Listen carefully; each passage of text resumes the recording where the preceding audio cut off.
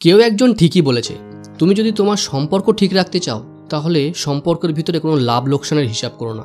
কারণ কোনো সম্পর্কের মধ্যে যদি লাভ লোকসানের হিসাব থাকে সেই সম্পর্ক ভালো থাকে না।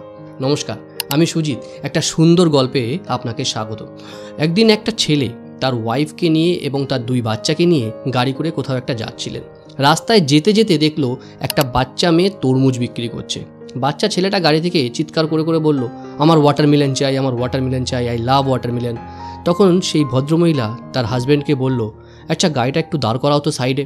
সে ভদ্রমহিলা গাড়ির কাঁচ নামিয়ে সেই মেয়েটিকে ডাকলো, ডেকে বলল, কত করে মা তরমুজ? বললো 50 টাকা কেজি। বললো 50 টাকা? এত টাকা দামে তরমুজ হয় নাকি? না না, তুমি একটু কমাও। বললো না মাজি, এই কমানো যাবে না, আপনি একটা কাজ করুন, আমাকে 45 টাকা করে দিন। বলে 45 টাকা করে দিতেই পারবো না, 30 টাকা করে 1 পয়সা বেশি দেওয়া যাবে না, 30 টাকাতেই দিতে হবে। যে ভদ্রলোক গাড়ি চালাচ্ছিলেন তার হাজবেন্ড, সে মনে মনে ভাবলো যে আমার ওয়াইফও আছে, 10-20 টাকার জন্য সামান্য একটা ছোটো বাচ্চা মেয়ের সাথে যেরকম ঝামেলা করছে। আর হাসছিল আর ভাবছিল। তখন সে ভদ্রমহিলা বলছে, না না যাই হোক, তোমাকে কিন্তু দিতেই হবে, এটা না দিলে হবে না। সেই ভদ্রলোক মানে সেই মহিলার হাজবেন্ড শুধু এটাই ভাবছিল যে 10-20 টাকার জন্য সামান্য এই ছোটো বাচ্চাটার উপরে এরকম রাগারাগি করার কি মানে আছে, যা হোক একটা দিয়ে দিক না। তখন সেই ভদ্রমহিলা কিন্তু ওনার ওই যে কথাটা বলেছে যে না আমাকে কিন্তু কমে দিতে হবে, এটাতেই স্ট্রিক্ট। সে বাচ্চা যে ছেলেটা ছিল গাড়ির ভিতরে বসা, সে উইন্ডোটা নামিয়ে বলল, দাও না আমাকে তরমুজটা। তখন বললো, আচ্ছা এই বাচ্চাটার নাম কি? বলছে এই বাচ্চাটার নাম হচ্ছে ভোলা। আচ্ছা তুমি একটা কাজ করো, তোমার এই ভাইয়ের জন্যই নয় দিয়ে দাও কম করে। বলে আচ্ছা আচ্ছা ঠিক আছে। এই বলে সেই বাচ্চা মেয়েটা ওই বাচ্চা ছেলেটির হাতে তরমুজটা দিতে যাবে, তাড়াহুড়ো করতে গিয়ে বাচ্চা ছেলেটা তরমুজটাকে ফেলে দিয়েছে। তরমুজটা পড়ে যাওয়ার সাথে সাথেই তরমুজটা ফেটে গেল। আর বাচ্চা ছেলেটা চিৎকার করে কাঁদতে শুরু করলো, আমার তরমুজ ভেঙে গেল, আমার তরমুজ ফেটে গেল, আমি এবার কি করে খাবো? তখন সেই মেয়েটি বলল, ভোলা তুমি কেঁদো না, আমি এক্ষুনি তোমার জন্য আরেকটা তরমুজ নিয়ে আসছি। মেয়েটি ছুটতে গেল এবং তার গাড়ি থেকে আরেকটা তরমুজ নিয়ে এসে এই বাচ্চা ছেলেটির হাতে দিল। যেই দিল ছেলেটি এত খুশি হয়ে গেল, আনন্দে মেয়েটি দেখে চোখে জল চলে এলো। তখন সেই ভদ্রমহিলা বলল, তুমি যতই তরমুজ নিয়ে আসো, আমি কিন্তু এটা 40 টাকার বেশি দিতে পারবো না, এবং আগের তরমুজের জন্য কিন্তু আমি 1 পয়সা তোমাকে দেবো না। সামনে বসা সেই ভদ্রলোক ভাবলো, সত্যি আমার ওয়াইফটাও আছে, একটা সামান্য তরমুজের জন্য মেয়েটাকে টাকা দেবে না বলছে। তখন মেয়েটি হেসে বলল যে আপনাকে কোনো পয়সাই দিতে হবে না আন্টি, এই তরমুজটা আমি আমার ভাইকে গিফট করলাম। বলে ভাইকে গিফট করলে মানে? বলে এই যে আপনি বললেন না যে আমার ভাই, সেই জন্য আমি আমার ভাইকে গিফট করলাম। বলে না না গিফট করতে হবে না, তুমি একটা কাজ করো, তুমি 40 টাকা কেজি রাখো তরমুজটা। বললো না না না, আমি একদম একটা পয়সা নিতে পারবো না। তখন সে ভদ্রলোক সামনে থেকে বলল, না না এরকম হয় না কি, এটা তো তোমার লোকসান হয়ে যাবে, তুমি একটা কাজ করো, তুমি এই 100 টাকা রাখো, 50 টাকা কেজি হিসাবে 2টো তরমুজের দাম। এবার সেই বাচ্চা মেয়েটি এমন একটা কথা বলল, যেই কথাটা শুনে দুজনেই অবাক হয়ে গেল। বাচ্চা মেয়েটি বলল যে সম্পর্কের ভিতরে আবার লাভ লোকসান হয় নাকি? আপনি তো বললেন যে এই ভোলা আমার ভাইয়ের মতো, তাহলে আমি কেন ভাইয়ের কাছ থেকে পয়সা নেব? এটা শুনে দুজনেই ভীষণ অবাক হলেন এবং সেই মহিলা এই বাচ্চা মেয়েটিকে বললেন, তোমার বাড়িতে কে কে আছে? বলো বাড়িতে আমার মা আর বাবা আছে। বলে আর? বলে আর কেউ নেই, তবে বেশ কয়েকদিন আগে এই ভোলার মতোই আমার একটা ভাই ছিল। বলে এখন সে কোথায়? বলে এখন আর সে এই পৃথিবীতে নেই। বলে কেন, কি হলো? তখন সেই মেয়েটি বলে, বেশ কয়েক বছর আগে একজন রিলেটিভ এসেছিল আমার বাড়িতে, তখন সেই রিলেটিভ আমাকে একটা কেক দেয় এবং আমার বাচ্চা ভাইটা তখন যেহেতু ও অনেকটাই ছোটো ছিল, সে তখন বললো ওই কেকটা ওর লাগবে। তো ওই কেকটা নিয়ে আমাদের সাথে একটু মারামারি হয়, বচসা হয়, এবং আমি ওকে একটা ধাক্কা দিই, ধাক্কা দেওয়াতে ও পড়ে যায়, পড়ে গিয়ে ওর মাথায় চোট লাগে, আমরা হসপিটালে নিয়ে যেতেই শুনি ও মারা গেছে। সেদিন আমি রিয়ালাইজ করি, যদি আমি সেদিন কেকটা ভাইকে দিয়ে দিতাম তাহলে আজকে আমার ভাই বেঁচে থাকতো, আর আজকে আমরা কত সুখ দুঃখের সাথী থাকতাম দুজনে। সেদিন আমি রিয়ালাইজ করি যে একটা সম্পর্কের ভেতরে কখনোই কোনো লাভ লোকসান আনতে নেই, তাহলে সেই সম্পর্ক ভালো থাকে না। সেই ভদ্রমহিলা শুনে চোখে জল চলে এলো, এবং সে ভদ্রমহিলা যেখানে যাচ্ছিলেন, কোনো একটা অনুষ্ঠানে যাচ্ছিলেন, তার কাছে একটা বালা ছিল।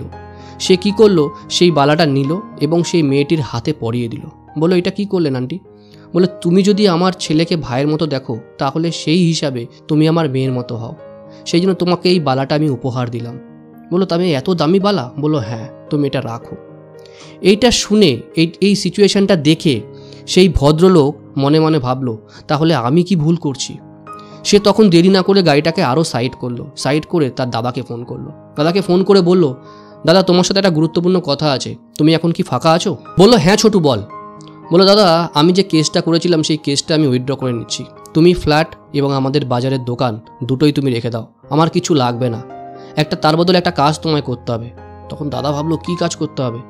বললো কদিন যতদিন আমরা বাঁচবো ততদিন আমরা একসাথে থাকবো, এটা তোমাকে মাথায় রাখতে হবে। বললো তুই একটা কাজ কর, কি হয়েছে কি?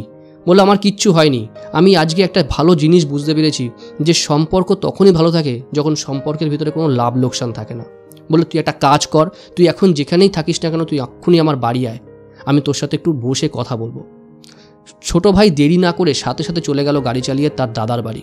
দাদার বাড়িতে গিয়ে 2 কাপ চা খেতে খেতে তখন বলল, আমরা কি ভুলটাই না করেছি, তোমার উপরে রাগ করে আজকে আমি কেস করেছি, উকিল টাকা নিয়ে যাচ্ছে দিনের পর দিন, ডেটের পর ডেট দিয়ে যাচ্ছে, অথচ আমাদের কোনো সলিউশন হচ্ছে না।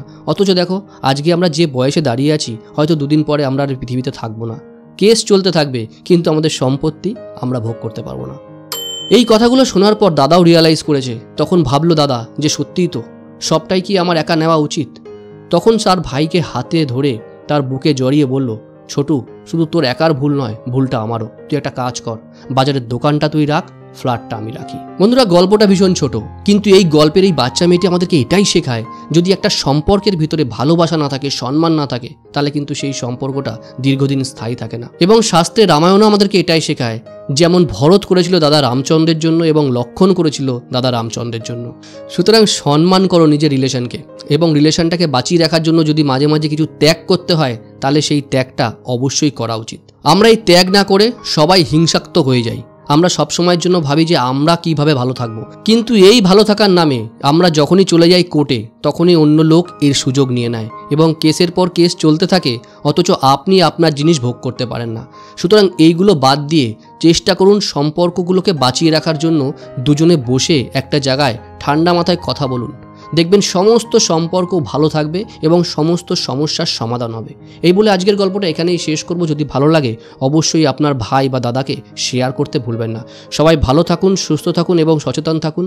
প্রত্যেক মঙ্গলবার আর শনিবার সন্ধ্যা 7:30টার সময় এই ধরনের মোটিভেশনাল স্টোরি দেখার জন্য ইনসাইট সুজিতকে সাবস্ক্রাইব করে রাখতে পারেন। আর প্রত্যেক দিন রাত্রি 9টার সময় একটা ইনফরমেটিভ বাইটস দেখার জন্য ইনসাইট সুজিতের সাথে থাকতে পারেন। ভালোবাসা দিয়ে ভালোবাসা জয় করুন। শেষ করার আগে সবসময় যেটা বলি, মা বাবার আশীর্বাদ, ঈশ্বরের আশীর্বাদ আর আপনজনের আশীর্বাদ নিয়ে এমন কিছু কাজ করুন যেটা দেখে সবাই আপনার মতো করতে চাইবে, কারণ জীবন তো একটাই।